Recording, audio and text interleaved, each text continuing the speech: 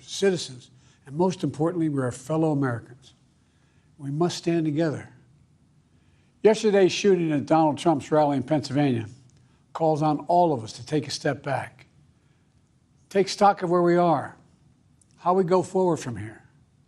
Thankfully, former Trump is not seriously injured. I spoke with him last night. I'm grateful. He's doing well, and Jill and I keep him and his family in our prayers. We also extend our deepest condolences to the family of the victims who was killed. Corey was a husband, a father, a volunteer firefighter, a hero, sheltering his family from those bullets. We should all hold his family and all those injured in our prayers. Earlier today, I spoke about an ongoing investigation. We do not know the motive of the shooter yet. We don't know his opinions or affiliations. We don't know whether he had help or support, or if he communicated with anyone else. Law enforcement professionals, as I speak, are investigating those questions. Tonight, I want to speak to what we do know. A former president was shot, an American citizen killed, while simply exercising his freedom to support the candidate of his choosing. We cannot, we must not go down this road in America. We've traveled it before throughout our history. Violence has never been the answer.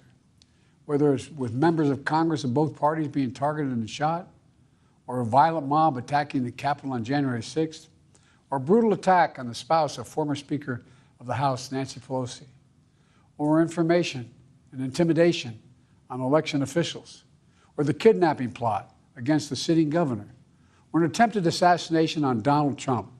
There is no place in America for this kind of violence, or for any violence ever. Period. No exceptions. We can't allow this violence to be normalized. You know, the political record in this country has gotten very heated. It's time to cool it down. We all have a responsibility to do that. Yes, we have deeply felt strong disagreements. The stakes in this election are enormously high. I've said it many times that the choice in this election we make in this election is going to shape the future of America and the world for decades to come. I believe that with all my soul. I know that millions of my fellow Americans believe it as well. And some have a different view as to the direction our country should take. Disagreement is inevitable in American democracy. It's part of human nature. But politics must never be a literal battlefield, or God forbid, a killing field. I believe politics ought to be an arena for peaceful debate, to pursue justice, to make decisions guided by the Declaration of Independence and our Constitution. We stand for an America, not of extremism and fury, but of decency and grace. All of us now face a time of testing as the election approaches. And the higher the stakes, the more fervent the passions become.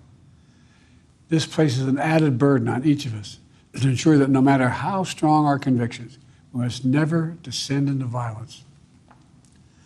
The Republican convention will start tomorrow. I have no doubt they'll criticize my record and offer their own vision for this country. I'll be traveling this week making the case for our record and the vision, my vision of the country, our vision. I'll continue to speak out strongly for our democracy, stand up for our Constitution and the rule of law, to call for action at the ballot box, no violence on our streets. That's how democracy should work. We debate and disagree. We compare and contrast the character of the candidates, the records, the issues, the agenda, the vision for America. But in America, we resolve our differences at the battle box. You know, that's how we do it, at the battle box, not with bullets. The power to change America should always rest in the hands of the people, not in the hands of a would-be assassin.